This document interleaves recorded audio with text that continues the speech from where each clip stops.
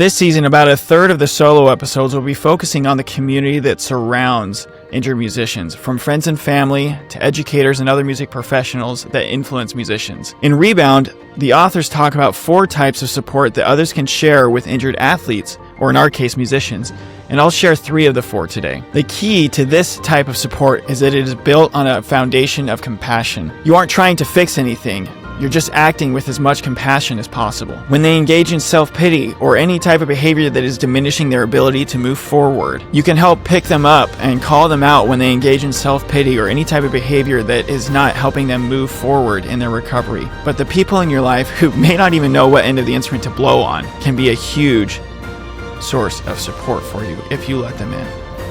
So I invite you to do so.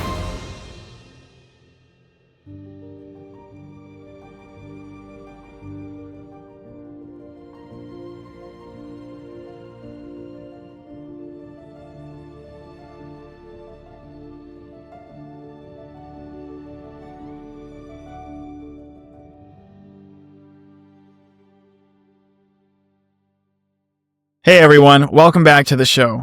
This season, about a third of the solo episodes will be focusing on the community that surrounds injured musicians, from friends and family to educators and other music professionals that influence musicians. And today I'll be sharing 5 ways that friends and family can show support to the injured musician in their life.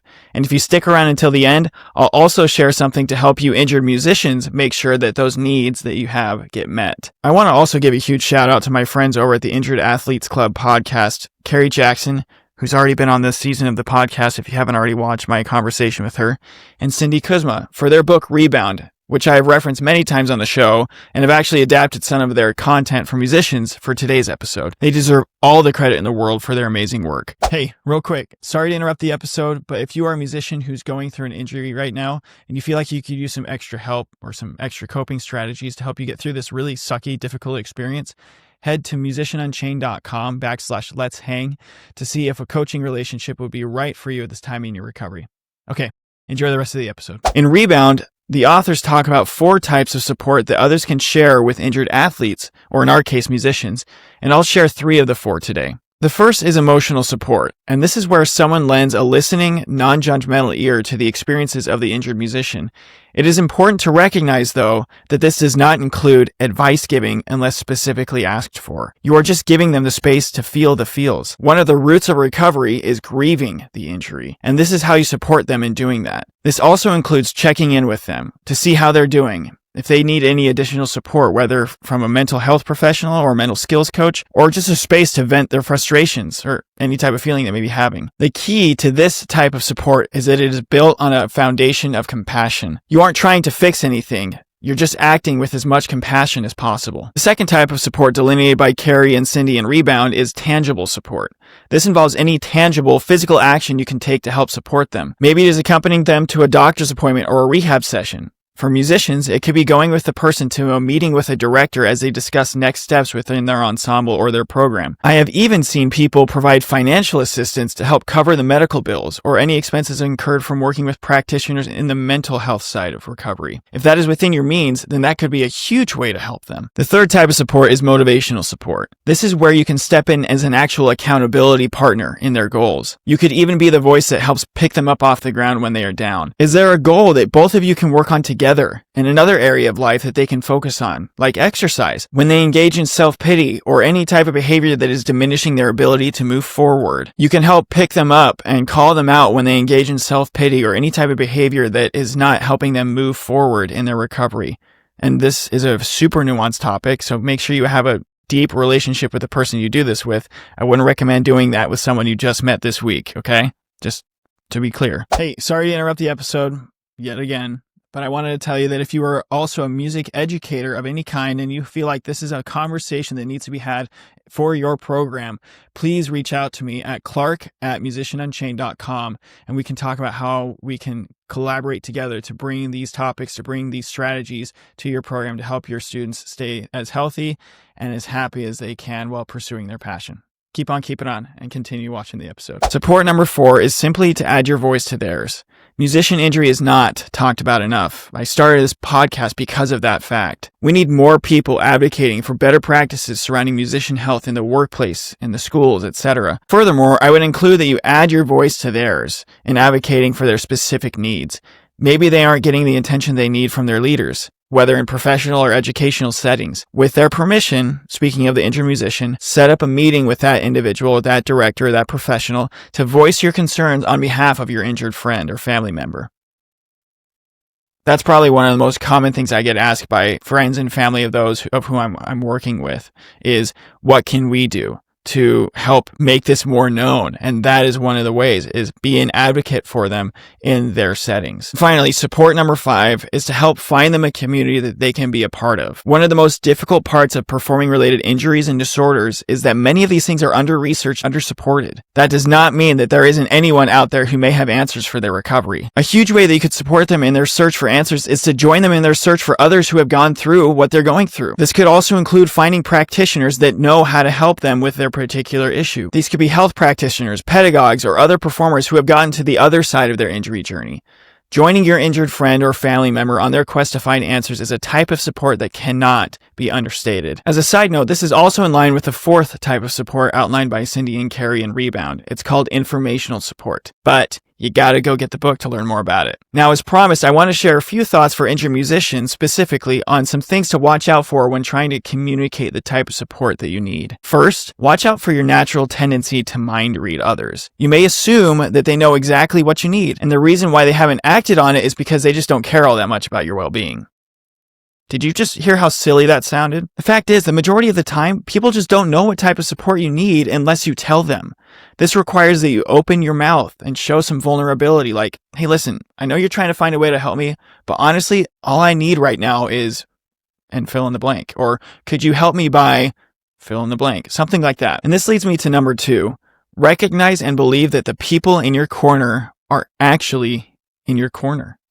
It can be so easy to retreat into a facade of insecurity when dealing with injury, to isolate, to feel lonely, and to do things that make you lonely. The fear and uncertainty may cause you to withdraw, but there are people out there who want to see you succeed. They are sitting in your corner waiting for you to help them help you. So this is just simply a belief that the people who love you want to help you.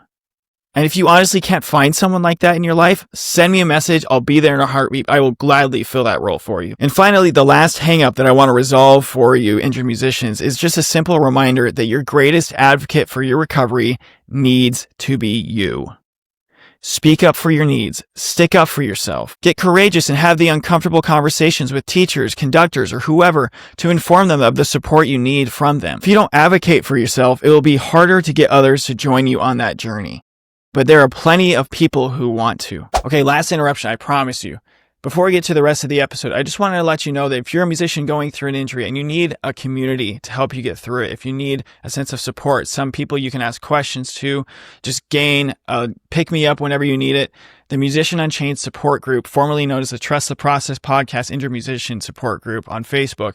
The link is in the description below for you to join. You don't have to go through this alone. Keep on keeping on and enjoy the rest of the episode. I created this episode to help those of us who are trying to support the injured musician in our life to not feel helpless or hopeless. Sure, you may not have gone through what they are experiencing, but that does not mean that you do not have value in their life as a means of support in this journey. I cannot even begin to express the gratitude that I feel for those who helped me on my journey with genuine, authentic support every step of the way. They may not realize it, but their support has been felt and continues to be felt as I go through a new chapter of my own recovery. You have immense value in their life.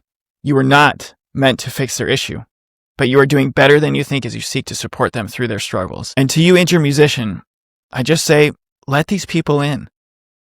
You don't have to go through this journey alone. Yes, there are people who can help solve the puzzle of your recovery out there, and these are the type of people that I try to get on this show so that you can know who they are. But the people in your life who may not even know what end of the instrument to blow on can be a huge source of support for you if you let them in. So I invite you to do so. I hope you can feel the love and the passion that I have for this topic. I hope you feel supported by me, by what I'm trying to do here with Musician Unchained and Trust the Process. You are not alone on this journey. Just keep moving forward.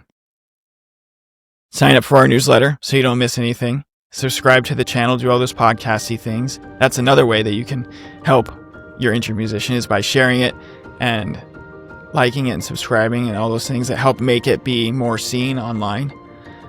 And like I always say, keep on keeping on. Until next time.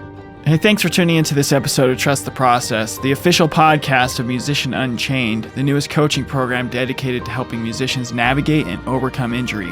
But before you go, I have a few quick ways you can stay connected and support our growing community. If you found value in today's episode, consider making a donation to support our mission of empowering musicians worldwide.